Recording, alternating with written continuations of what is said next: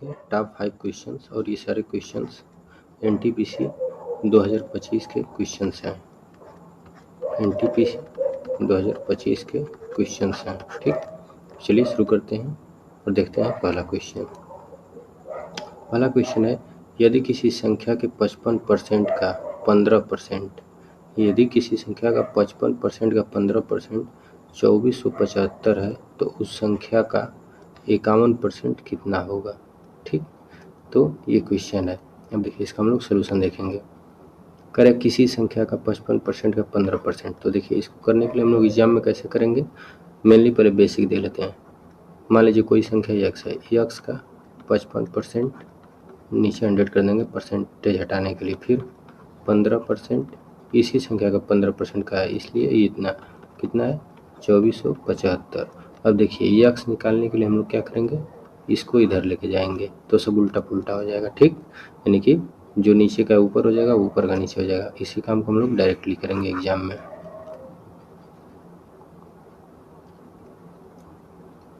देखिए एग्जाम में कैसे करेंगे, यक्स लिखेंगे डायरेक्टली, उसके बाद 2475 और हमने इससे पहले बताया था कैसे होगा, तो ऊपर 100 लिखेंगे, मूल जब संख्या निकालना हो, फिर 55 लिख देंगे 55%, फिर 100 बटे में 15%। अब ये पूरी संख्या निकल जाएगी, यानी कि यदि किसी संख्या जो दिया है कि किसी संख्या, ये संख्या निकल जाएगी। ठीक, ये संख्या निकल गई। अब इसका क्या कर रहा है 51%। ठीक, बस अब इसको सॉल्व कर देंगे तो हमारा आंसर मिल जाएगा। तो देखिए पहले कोष्टक को सॉल्व करेंगे, बोर्ड मास पढ़े होंगे। ठीक, तो पहले 5 से कटाते हैं, इसको कटाएंगे तो 20 टाइम में जाएगा और ये 11 टाइम में, फिर इसको कटाएंगे तो 20 बार में ये कट जाएगा और 3 बार में ये कट जाएगा। ठीक, देखिए 11 से इसको कटाएंगे तो 11 दूनी के 22, 2 बच्चा, 11 दूनी के 22, 11 पचे 55, 225 बार में कट गया। अच्छा 3 से इसको कटाएंगे तो 3 से भी ये कटेगा। देखिए 3 7 21, 3 5 15, यानी कि कितना हो गया 75, 20 20 करेंगे, नीचे सारा खत्म हो गया, ऊपर बचा कोष्टक में। तो देखिए ये 2 और ये 2 4 हो जाएगा और 75 चौके 300 हो जाएगा। ठीक, और 2 जीरो ऑलरेडी है। अब इसका 51% निकालना है। ठीक, देखिए 2 जीरो से 2 जीरो ये कैंसिल हो जाएगा, कितना बचा लास्ट में 2 जीरो।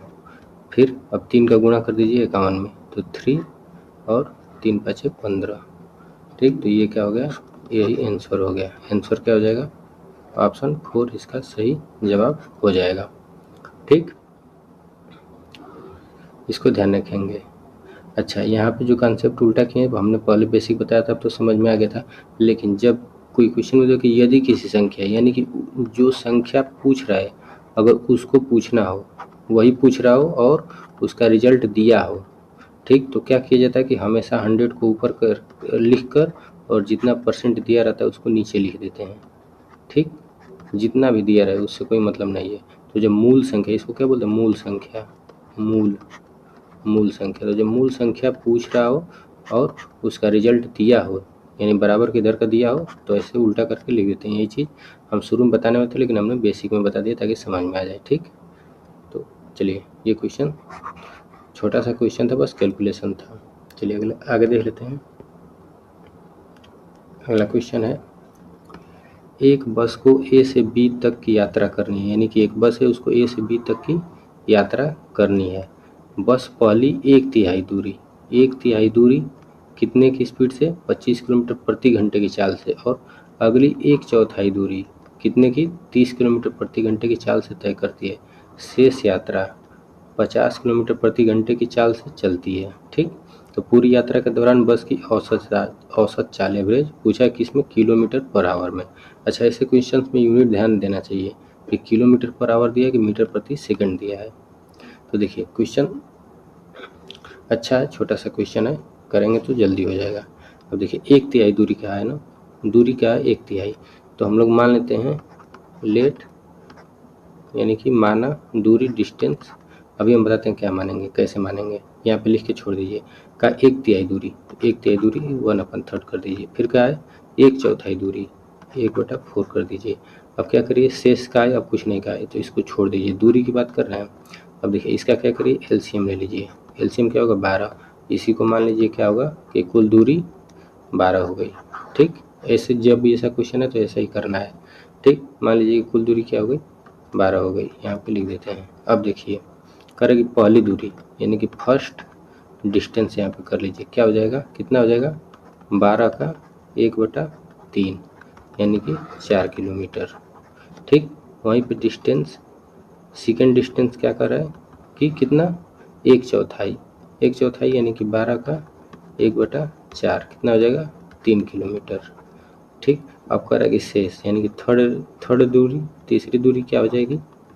ठीक, शेष क्या बचेगा 4 और 3 7, इतना तो चल लिया है ये। अब इसको क्या करिए टोटल दूरी में से माइनस कर दीजिए, तो कितना हो जाएगा 4 3 7 में से 12 में से 7 जाएगा तो 5 किलोमीटर ये बच गया। ठीक, तो हमें डिस्टेंस पता चल गया, टाइम स्पीड पता चल गया है, तो हमें क्या चाहिए। अब देखिए एवरेज चाल बराबर क्या होता है औसत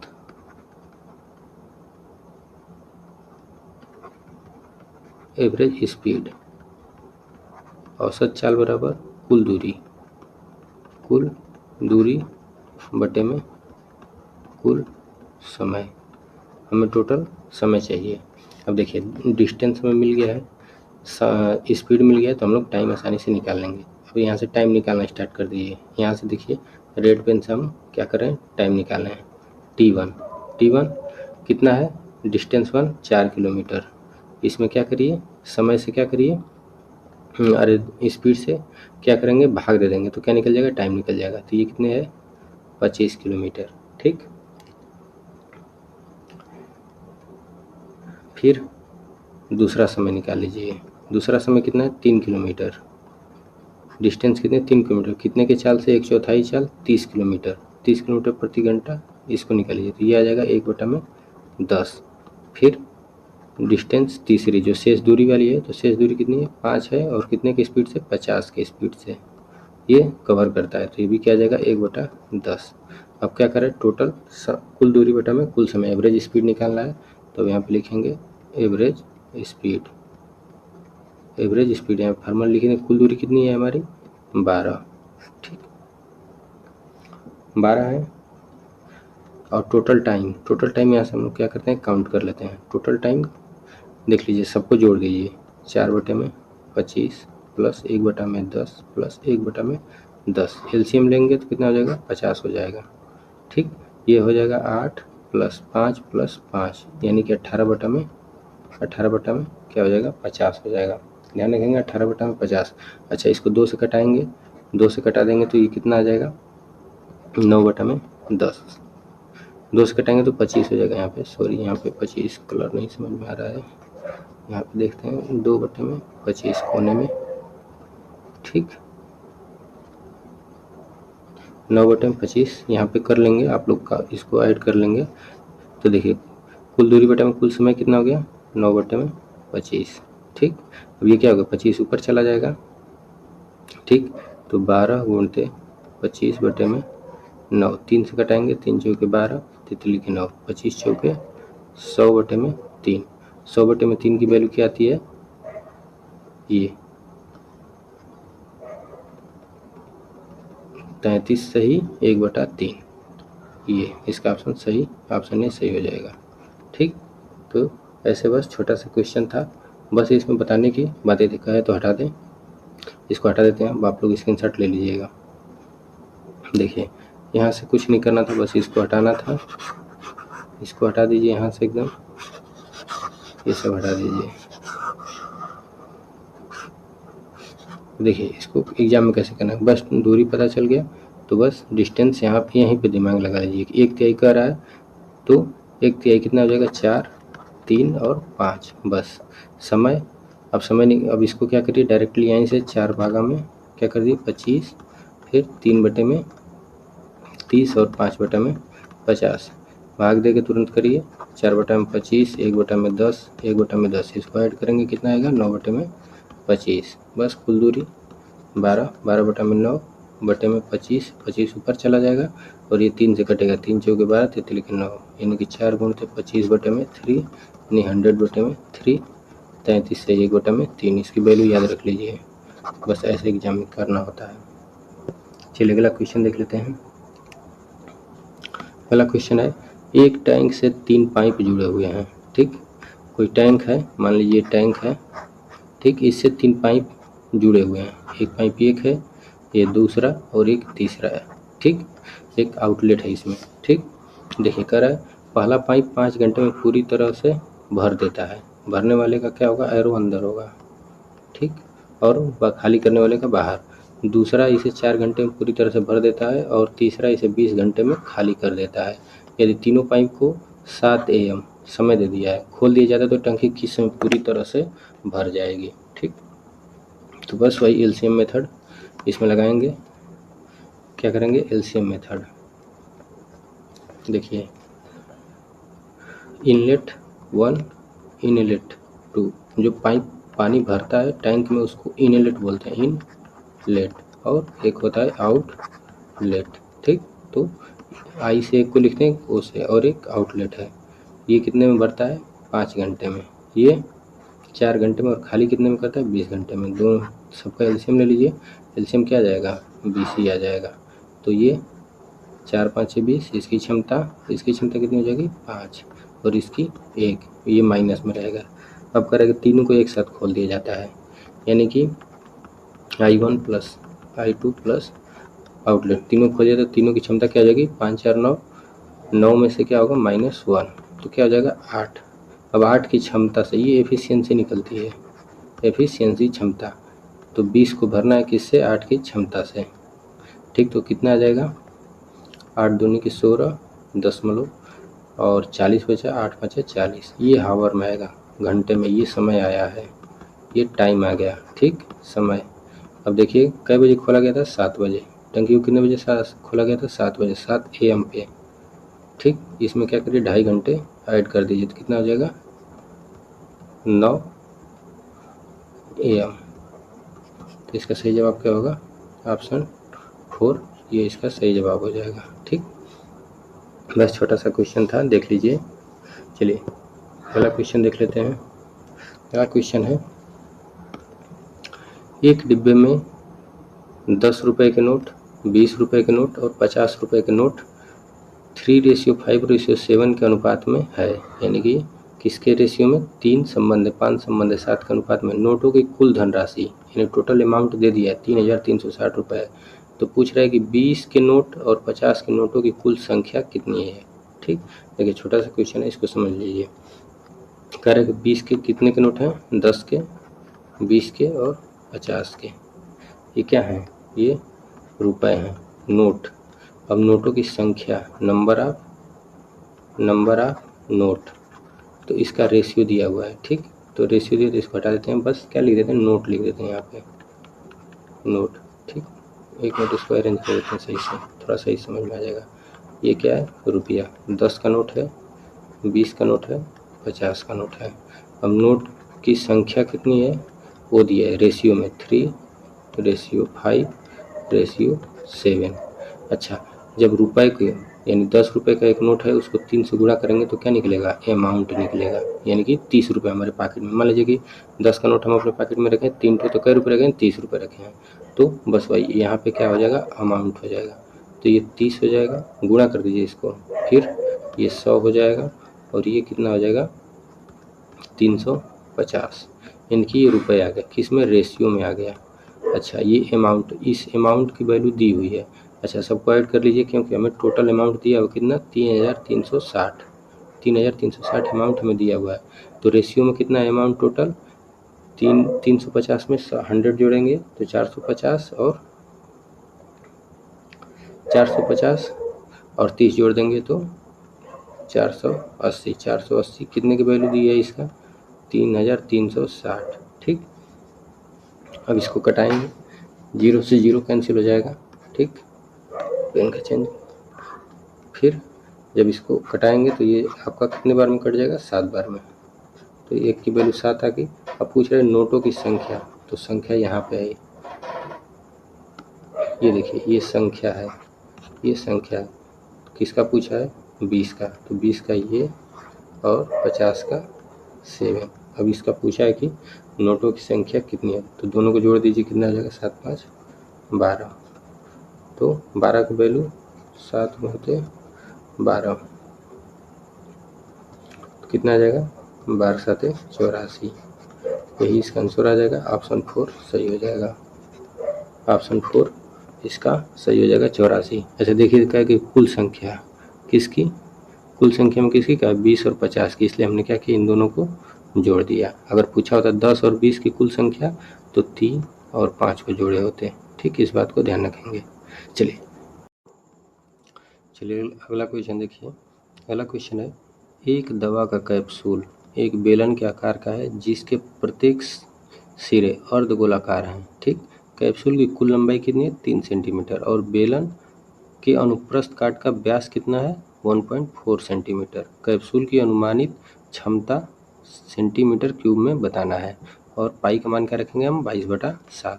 ठीक, तो देखिए सबसे पहले इस क्वेश्चन को समझ लेते हैं। क्वेश्चन कह रहा है, क्वेश्चन कह रहा है कि एक कैप्सूल है, दवा का कैप्सूल आप देखे होंगे, वो एक बेलनाकार आकार का है।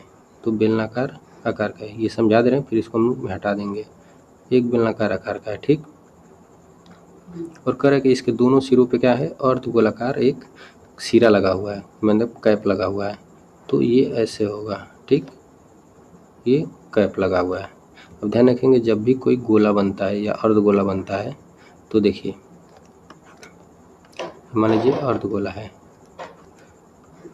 ठीक, तो जो इसकी त्रिज्या यहाँ पे होगी वही त्रिज्या यहाँ भी होगी, तो इसकी त्रिज्या क्या बन जाएगी? हाइट बन जाएगी, ऊंचाई बन जाएगी। ठीक, तो इसको बात को ध्यान रखें क्योंकि यहाँ पे ये कंसेप्ट यूज होने वाला है, तो ध्यान रखेंगे ये कंसेप्ट क्या होगा यहाँ पे यूज होगा। देखिए बेलन की टोटल ऊंचाई कितनी है? 3 सेंटीमीटर है। टोटल की बात की है। ठीक, 3 सेंटीमीटर है। अब इसमें क्या है कि अर्धगोले की ऊंचाई, बेलन की ऊंचाई और ये नीचे वाले अर्धगोले ऊंचाई तीनों शामिल है, इस बात को ध्यान रखेंगे। तब ये 3 सेंटीमीटर का ये बन रहा है। चलिए इसको हटा देते हैं। ठीक, 3 सेंटीमीटर बनता है। अब इसका व्यास कितना दिया हुआ है? व्यास दिया है 1.4 सेंटीमीटर, तो त्रिज्या कितनी हो जाएगी? 0.7 सेंटीमीटर। तो ध्यान रखेंगे यहाँ से हमें क्या मिल गया? आर मिल गया 0.7 सेंटीमीटर। अब देखिए इसको हटा देते हैं, जगह कम पड़ जाएगा। देखिए अब हम लोग निकालेंगे बेलन की ऊंचाई, बेलन की लेंथ।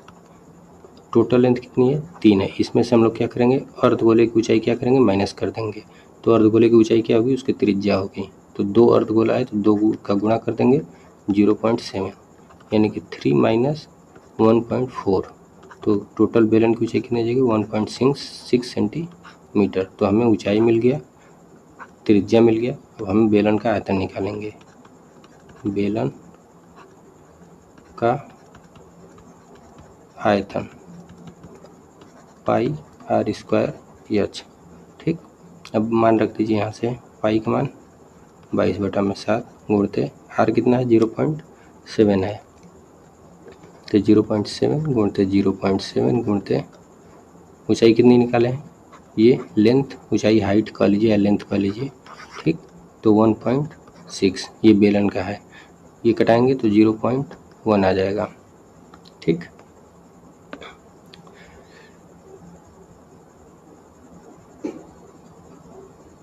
या इसको हम लोग ऐसे करते हैं, इसको हटा देते हैं, कैलकुलेशन थोड़ा सा आसान हो जाएगा। 1 मिनट, थोड़ा सा आसान कर देते हैं इसको। देखिए इसको कटाते नहीं है यहाँ पे, यहाँ से इसको एक बार और काउंट करते हैं। 22/7 गुणते 0.49। ठीक, इसका अर्थ हमें वहीं पर कर देना चाहिए, गुणते 1.6। अब इसको सोल्यूशन करेंगे तो ये कट जाएगा 0.07 टाइम्स में। अब इसका गुणा करेंगे तो आएगा 2.464 सेमी क्यूब। ये बेलन का आयतन आ गया। ठीक, अब निकालेंगे 2 अर्धगोले का आयतन। 2 अर्धगोले का आयतन, ठीक, बराबर 1 पूर्ण गोले का आयतन। पूर्ण गोले का आयतन याद रख लीजिएगा। तो इसका फार्मूला हो जाएगा क्या, 3/4 पाई आर क्यूब। इसका मान लिखिए 3/4 22/7 गुणते क्या करेंगे, त्रिज्या 0.7 है तो 0.7 गुणते 0.7 कर देंगे यहाँ पे। तो देखिए 1 7 से ये कट जाएगा तो 0.1 आ जाएगा। अब इसको जब करेंगे तो 4/3 ये जो यहाँ पे देखिए थोड़ा सा गलती हो गया हमसे, सॉरी, इसके लिए माफ़ी चाहते हैं। ये जो यहाँ पे है ये गलत हो गया है, यहाँ पे ये गलत हो गया है, ये गलत हो गया है, थोड़ा सा सुधार कर लीजिएगा। 4/3 होता है ये, और ये भी क्या होगा 4/3 होगा। 3/4 लिख देते जो 4/3 होगा, उल्टा लिख गया था। ठीक, 3 से भाग देंगे फिर बचेगा कितना, 1.437 सेमी क्यूब। ये दोनों का है। अब तो टोटल आयतन निकालना है। टोटल बैलून निकालेंगे तो कितना आ जाएगा, दोनों को जोड़ दीजिए, इसको और इसको। ठीक, तो जोड़ेंगे तो कितना आ जाएगा 2.464, ये बेलन का प्लस अर्धगोले का 1.437। ठीक, जोड़ेंगे तो कितना आएगा 104489.33। ये क्या है, लगभग में, लगभग क्योंकि पॉइंट में है, पॉइंट में। अब इस पॉइंट को हटाएंगे तो जब कोई भी वैल्यू मान 0 के बाद अगर 6 या 0 के बाद 7 आता है तो इसको हम लोग अगली संख्या तक काउंट कर लेते हैं। अगली संख्या का मतलब अगर ये 1 पॉइंट है तो 2 हो जाएगा, अगर ये 2.7 है तो 3 हो जाएगा। ठीक, इस बात को ध्यान रखेंगे। तो ये क्या हो जाएगा 4 सेमी क्यूब।